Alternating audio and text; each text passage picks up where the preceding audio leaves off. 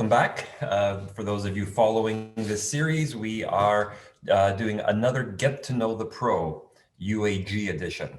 We have another one of our new 2021 UAG members with us, Christian. Welcome, Christian. Thank you. Thanks for having me. I'm excited to talk to somebody from Southern California. It is November, and as you know, what am I saying? It isn't November. Wow. Listen, honestly, all I got in here is water, nothing else. Which is unusual for me, I'll have to admit, but today it's nothing but water. We're in February, and all the talk is about the snow that the Northeast has been getting, and even the Midwest has been getting it. And, you know, here you are. Tease me a little bit about the palm trees and the warm weather you got. We just had a nice little run of 70 to 75 degrees. A couple of days we hit the high 80s.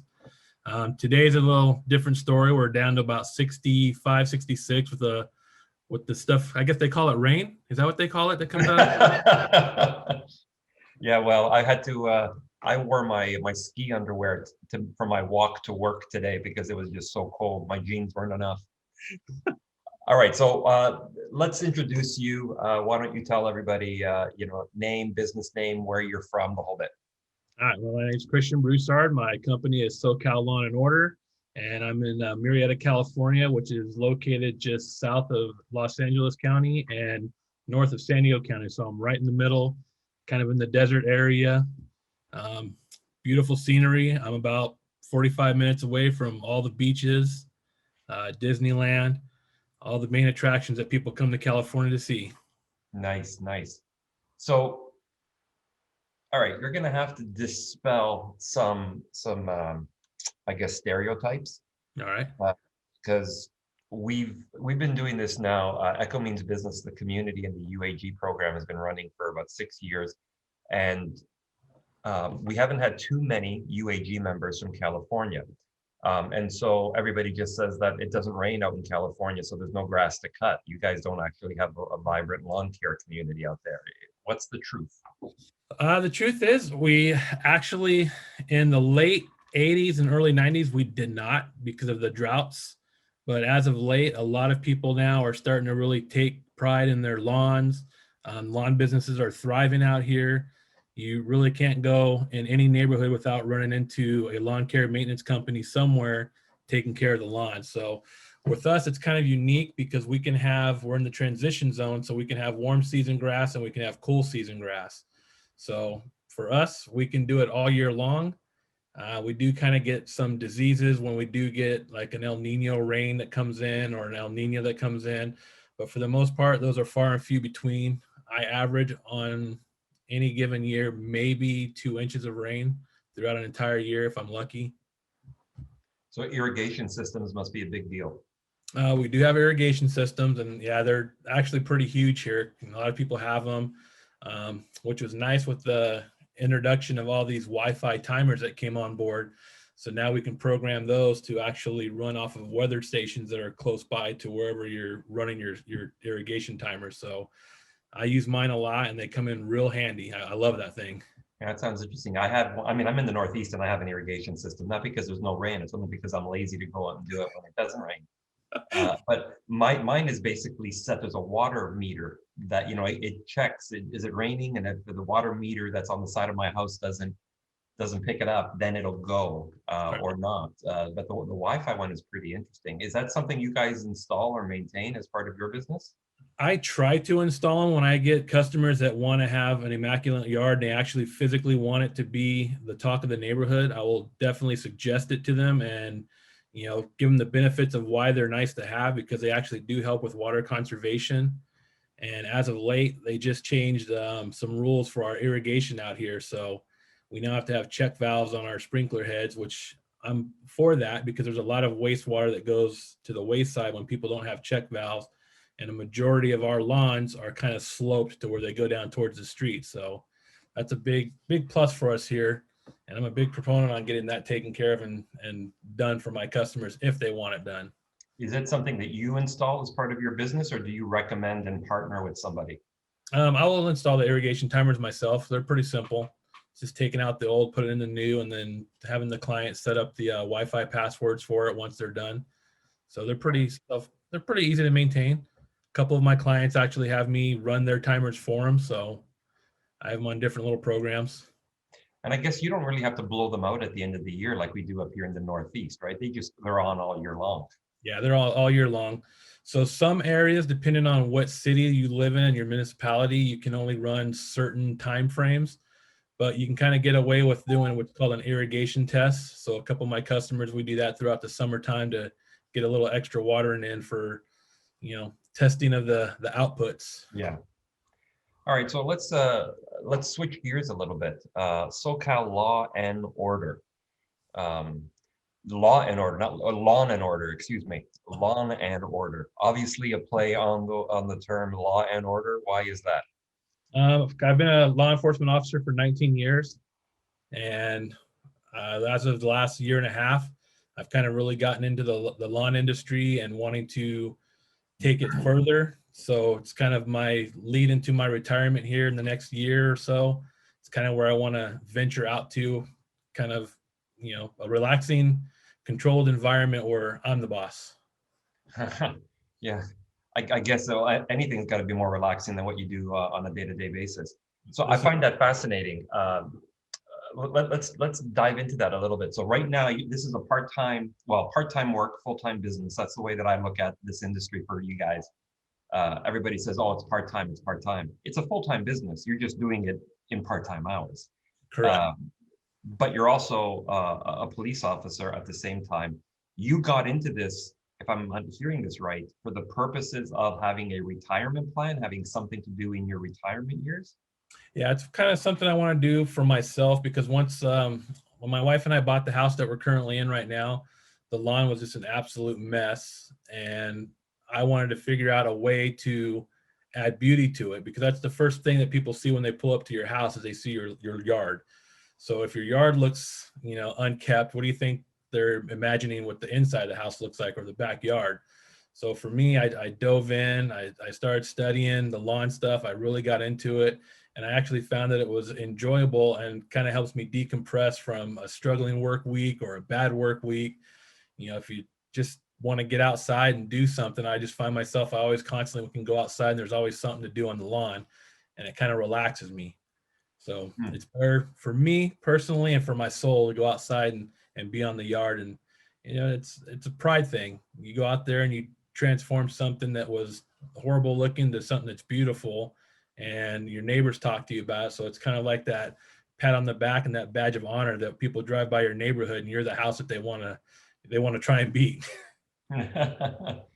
So excuse me, how do you manage, because I've always find this fascinating when I talk to first responders, which is a big portion of our community.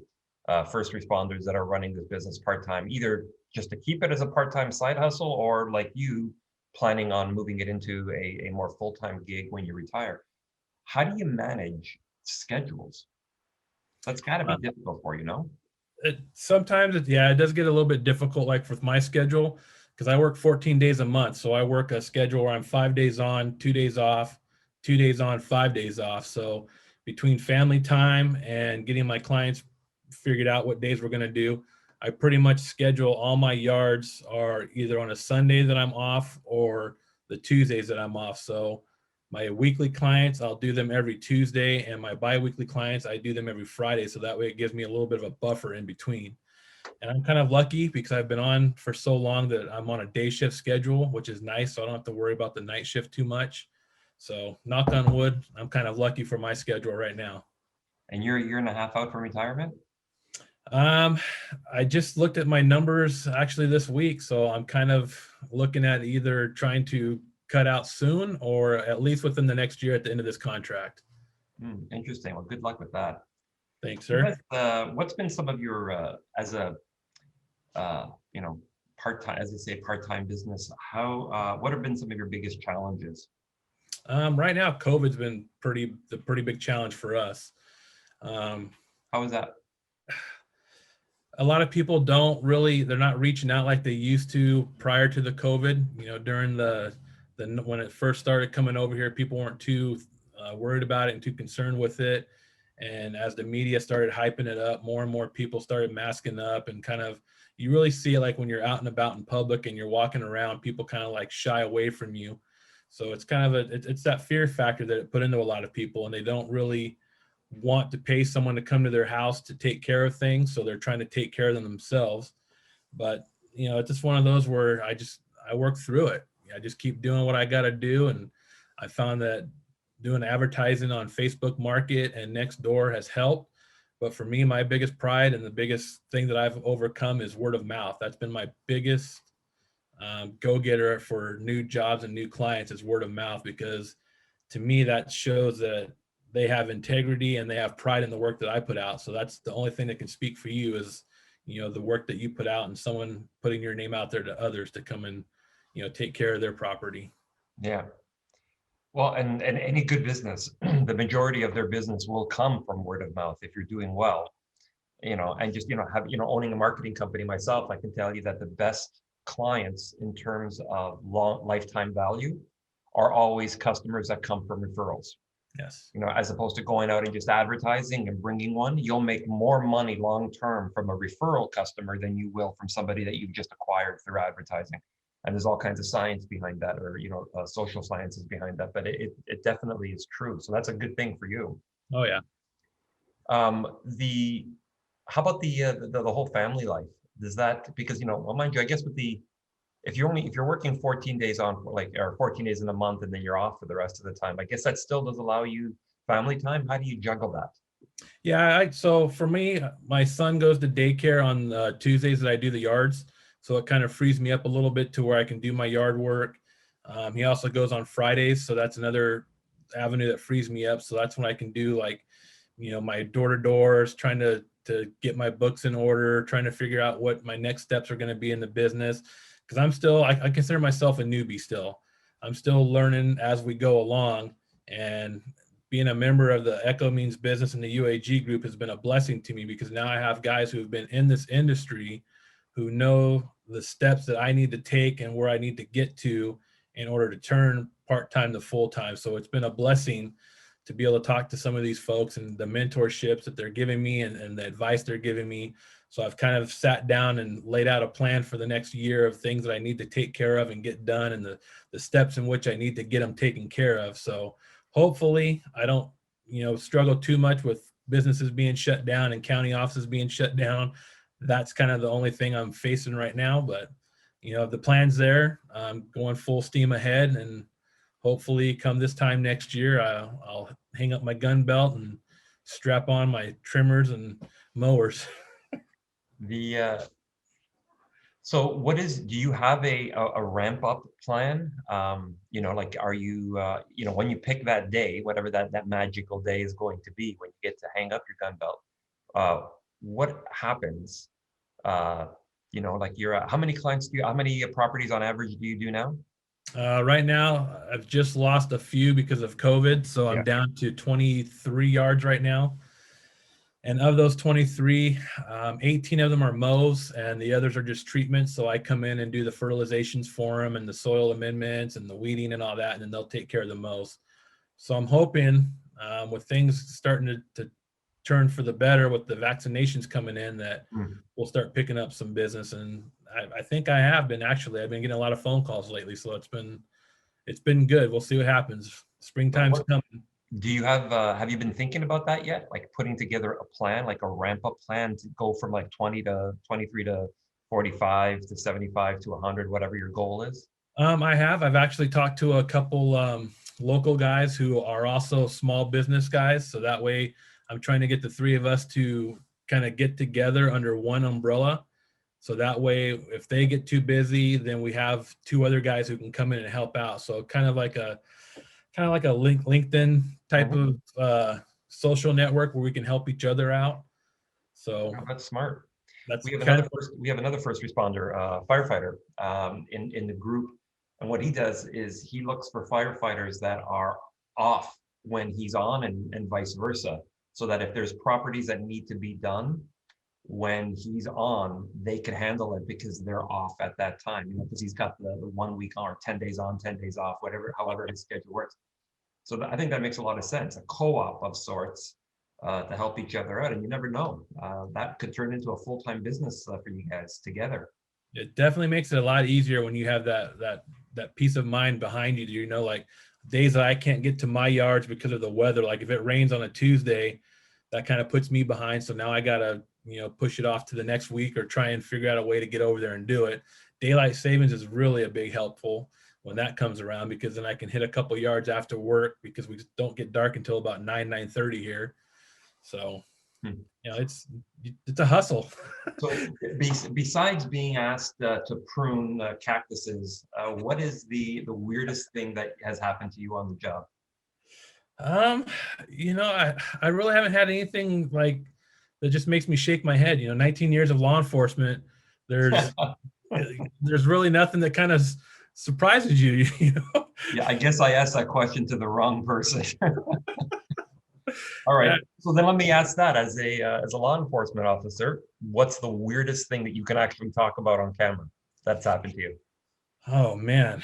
Um, I actually, we were transporting a female to the female jail, and it was kind of like one of those things where everything fell in all at once. She started trying to wrap the seatbelt around her neck.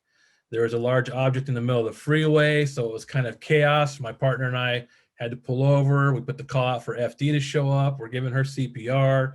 We're trying to get this obstruction out of the middle of the freeway. So it was just a big mess, and it was one of those where it's like everything just happened all at once in one little time frame of a 30-minute window that we had.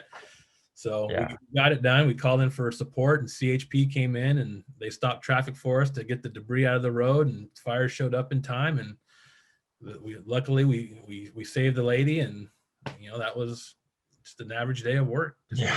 one thing. I just, yeah, I can see why you want to cut grass and that you find that just for a living, and why that's so calming for you.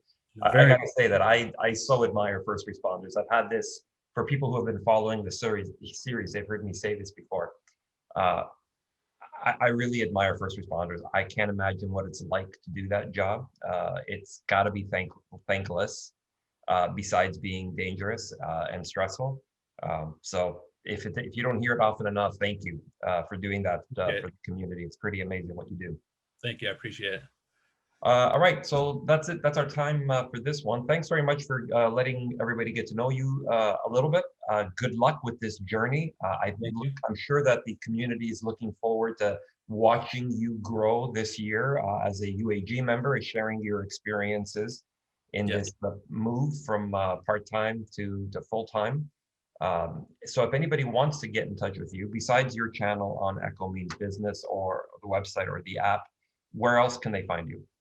They can find me on YouTube at SoCal Lawn N Order, Instagram at SoCal Lawn N Order, Facebook. I'm also at SoCal Lawn N Order, and on Twitter at SoCal Lawn N Order. All right. So remember, that's lawn, LAWN, and order, not law. Lawn N Order. All right. Thanks very much, Christian. Great talking to you as always. Thank you, Sam. Have a great day.